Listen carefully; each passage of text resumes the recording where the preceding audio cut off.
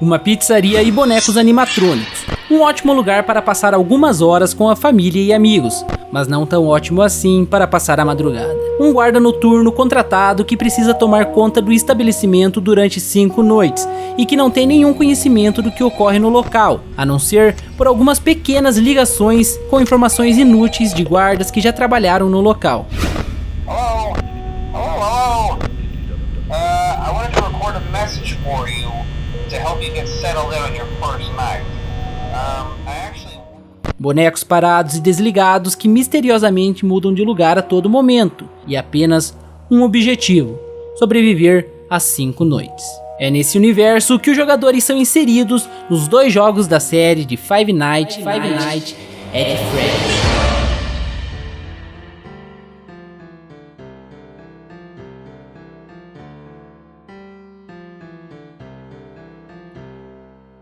Falar de um game de terror na série Quebrando Mitos é algo bem conveniente, já que poderíamos citar diversos pontos do jogo que se converteriam em conteúdo pro vídeo. Entretanto, esse é um daqueles nossos vídeos em que temos que sair um pouco da ficção e virmos para o mundo real, onde essas duas dimensões, ficção e realidade, se misturam e acabam nos mostrando que realmente, por diversas vezes, aquele velho ditado de que a vida imita a arte, ou vice-versa, pode ser real. Eu já comentei no canal sobre alguns fatos reais que inspiraram jogos de videogames, como por exemplo, as gangues de GTA San Andreas. E também já fiz vídeos de games de terror que supostamente causaram problemas reais em pessoas, como por exemplo, o vídeo do Polybius, o arcade maldito. Hoje, vamos falar sobre algumas teorias que envolvem a história por trás de Five Nights at Freddy's. Lembrando que tudo dito nesse vídeo pode ou não ser verdade.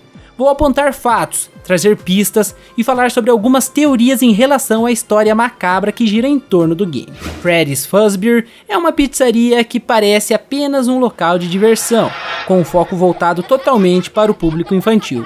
Porém, existem vários rumores de sumiços de crianças e até mesmo homicídios, todos casos sem solução.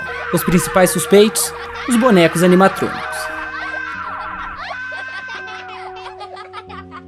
Toda a história do jogo é contada através de artigos grudados na parede e algumas pequenas ligações. O que sabemos é que o local tinha muita reputação, porém, devido a diversos incidentes iniciados em 1987, quando um dos bonecos mordeu violentamente um cliente, arrancando parte do seu lobo frontal, o restaurante começou a entrar em decadência. E o mais macabro de tudo, esse foi apenas o início das tragédias que ocorreram no local. Nas paredes da pizzaria encontramos 4 artigos, cada um contando um incidente em particular.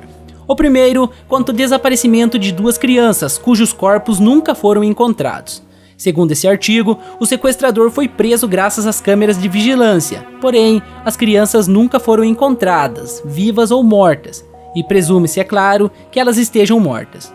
O segundo conta de uma interdição que a vigilância sanitária fez ao local devido a várias denúncias de clientes que afirmavam sentir um cheiro de putrefação muito forte vinda dos bonecos.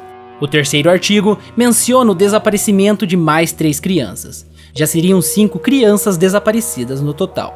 Outro suspeito foi apontado, porém, novamente os corpos nunca foram encontrados. Estranho, né?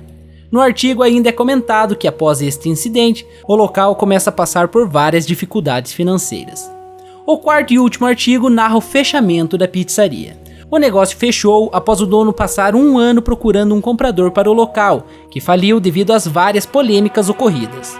No artigo, o proprietário deixa uma mensagem que parece não ter sentido e que é um tanto quanto no mínimo misteriosa. Esses bonecos vão viver. No coração das crianças, esses bonecos vão viver. Alguns anos após o fechamento, as portas da pizzaria reabrem. Você, o jogador, é um guarda noturno que está procurando emprego e o local está oferecendo um.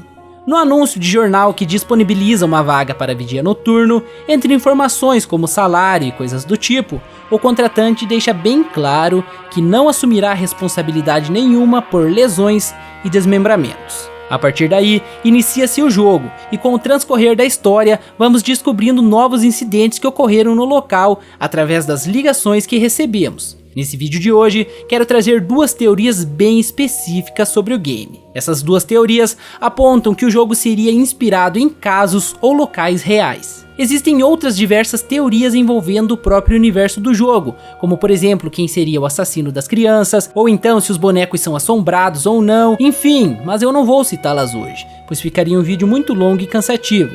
Isso é papo para outro Quebrando Mitos. Fiquem agora com a macabra realidade de Five Nights at Freddy's.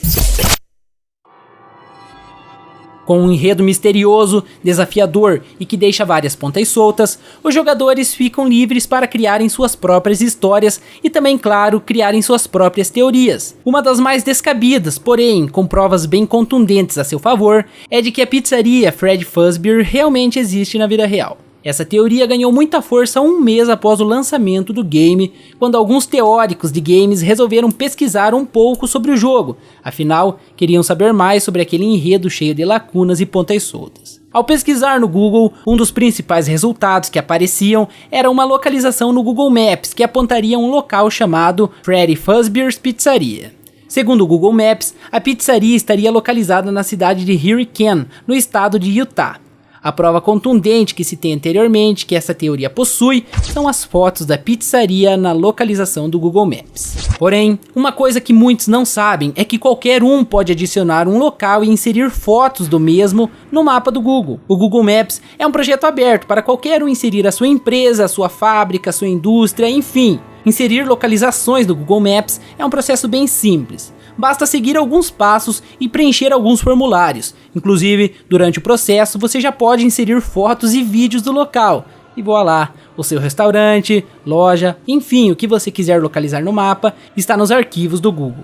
E certamente, foi isso que aconteceu. Algum fã do jogo e troll resolveu adicionar um local e fotos falsas, photoshopadas ao mapa. E a partir daí, surgiu essa teoria que ganhou grande repercussão e fez com que muitos acreditassem e sentissem medo. Após alguns dias do boom que a localização falsa causou, a pessoa que inseriu essas informações e as fotos ao mapa as removeu, ou seja, se alguém for procurá-las hoje, não as encontrará mais. Certamente o restaurante em si não exista mesmo, porém, a história do jogo pode ter sido baseada em uma história real. Afinal, não é nenhuma novidade que existem milhares de seres humanos capazes de cometer atrocidades inesperadas e impensadas. E é com essa constatação que damos brecha para falar sobre a segunda teoria sobre o jogo, a que diz que ele foi inspirado em um massacre real que ocorreu alguns anos atrás, lá nos Estados Unidos. Na terra do Tio Sam, existe uma rede de restaurantes chamada Chuck E. Cheese, que é um local bem família, voltado para um público infantil, e inclusive possui bonecos animatrônicos. Esse restaurante se assemelha, e muito, à pizzaria Freddy Fazbear's, que nos é apresentada no game. Em 1993, um funcionário chamado Nathan Dunlap foi demitido do Chuck E. Cheese com a justificativa de que ele nunca foi pontual. Essa demissão causou um misto de revolta e raiva dentro do jovem Nathan, o que fez com que 5 meses após a demissão, mais precisamente em 14 de dezembro de 1993, ele voltasse até o local para se vingar. Nathan se escondeu no banheiro e esperou até o momento em que todos os clientes fossem embora e ficassem apenas os funcionários e a gerente. Foi então que o assassino saiu do banheiro munido de um revólver e matou Colin O'Connor, Benjamin Grant e Sylvia Cruel, que limpavam a bagunça e a sujeira deixada pelos clientes após mais um dia de trabalho. Depois de matar os três, ele se dirigiu à cozinha onde estava Bob Stevens e então atirou em sua cabeça, acertando a mandíbula do homem. Acreditando ter matado todos os 4 funcionários, Nathan foi ao escritório onde estava Marge Kohlberg, a gerente. Chegando lá, fez com que ela abrisse o cofre e, após roubar todo o dinheiro, levou Marge para trás do restaurante e a matou. Porém, o assassino foi preso horas depois, graças às imagens das câmeras de segurança e também a Stevens, sim, o funcionário que estava na cozinha e levou um tiro na mandíbula. Na verdade, ele apenas se fingiu de morto para tentar se salvar do assassino. E deu certo. Stevens foi fundamental para a condenação de Nathan, que pegou pena perpétua, mas ainda hoje espera no corredor da morte e não foi executado devido a vários pedidos de clemência que ele e seu advogado já fizeram. Hoje em dia, os familiares das vítimas e Bob Stevens tentam a execução de Nathan, inclusive com Stevens afirmando que não é justo esse homem ainda estar vivo. Bom, essa é a história real e agora eu vou encaixá-la dentro da teoria. É o seguinte: Segundo essa teoria, o game faria alusão e seria paralelo a eventos e vítimas do massacre. Ela foi criada por um canal no YouTube chamado The Game Theorist, e além de ser bem convincente, traz provas e fatos bem contundentes para dar suporte a ela. Como já citei anteriormente, o Chuck E. Cheese e a pizzaria do game se assemelham muito, desde sua decoração, seu ambiente e até mesmo os bonecos animatrônicos. Mas essa pista se torna pequena diante das possíveis alusões que o game faz às vítimas e a fatos ocorridos no fatídico dia do massacre, sem contar ainda as possíveis representações que o game tenta passar. Bom, por enquanto tá meio confuso, mas logo vocês entenderão o que eu quero dizer com representações. Quando eu citei alusões que o game faz, eu me referi a vítimas do massacre e bonecos animatrônicos do game. É o seguinte, preste muita atenção que essa parte da teoria é meio confusa. O animatrônico Chica tem como frase Let's eat, ou seja, vamos comer. E o caminho percorrido por ela são sempre nos banheiros ou em direção deles. Isso cria um elo entre Chica e a vítima do massacre, Sylvia Cruel. No momento da sua morte, ela limpava o bar de saladas e comidas, e era a mais próxima do banheiro.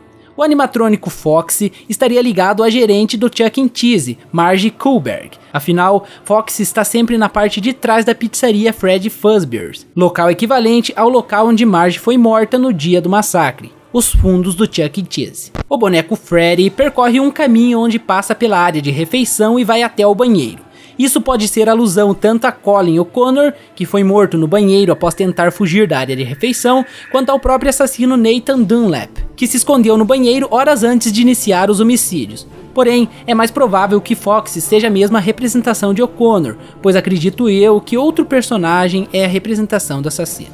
Mas isso eu comento daqui a pouco. Antes, eu preciso falar do animatrônico Golden Freddy, que poderia ser paralelo a Bob Stevens, o único sobrevivente do massacre. Há dois motivos para que pensemos assim.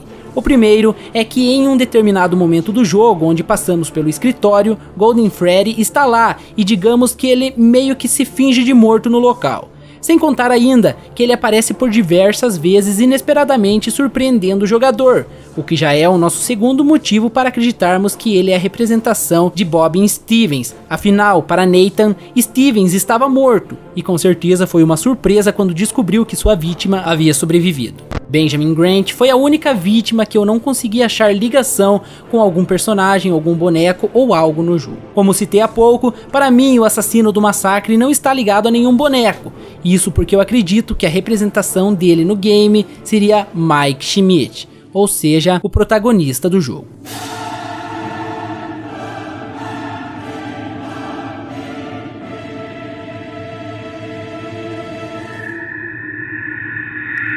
Sim, talvez em Five Nights at Freddy o protagonista não seja a vítima, e sim, o vilão. Como eu disse anteriormente, Nathan Dunlap ainda hoje em 2015 não foi executado e está no corredor da morte. Mike Schmidt, o protagonista do jogo, então, estaria no corredor da morte. Os 5 bonecos, se incluirmos o Golden Freddy nessa conta, seriam as vítimas do assassino. Os 4 bonecos principais seriam as 4 vítimas mortas que tentam a todo custo se vingar, e o Golden Freddy seria a vítima que sobreviveu e hostiliza Mike a todo momento. As 5 noites seriam, na verdade, os pesadelos que o assombram. Por isso, caso chegue às 6 da manhã ileso, ele estaria salvo. Seria o momento em que ele acorda. O fato dele ter que ver sempre as câmeras de segurança seria uma alusão à agonia de ser obrigado a ver todo o tempo e todo momento os causadores da sua prisão, ou seja, as próprias câmeras de vigilância. Afinal, Nathan foi preso graças às imagens das câmeras de segurança do Chuck E. Cheese. O fato do jogo não ter um fechamento, seja ele bom ou ruim, é paralelo à pena de morte que Nathan recebeu. Mesmo que Mike chegue ao fim da semana ileso, sua única opção é recomeçar o jogo. Ou seja, ele viverá para sempre nesse looping infinito de dor, tristeza e agonia, devido ao fato de ter tirado a vida de inocentes e estar condenado a nunca mais ter sua liberdade de volta. Essa teoria é a mais bem construída ao redor do jogo, e o único que pode dizer se ela está correta ou não, ou pelo menos está no caminho certo, é o criador do jogo, Scott Cawthon. Em seu perfil pessoal no Twitter, Scott afirmou que os bonecos são sim assombrados, porém com uma ressalva. Existe uma explicação para que eles sejam assombrados, mas ela está escondida dentro do jogo, e só um bom observador conseguiria ver. Essa teoria se encaixa perfeitamente nesse contexto, se encaixa perfeitamente com o que Scott disse, e ela seria uma ótima explicação para o fato dos bonecos serem assombrados. Enfim, o único que tem a resposta para essa questão é o criador do jogo. Será que ele se inspirou em algo tão macabro para fazer o seu game? Bom, deixem aí nos comentários o que vocês acham, e caso queiram montar suas próprias teorias, fiquem à vontade, eu irei ler todas.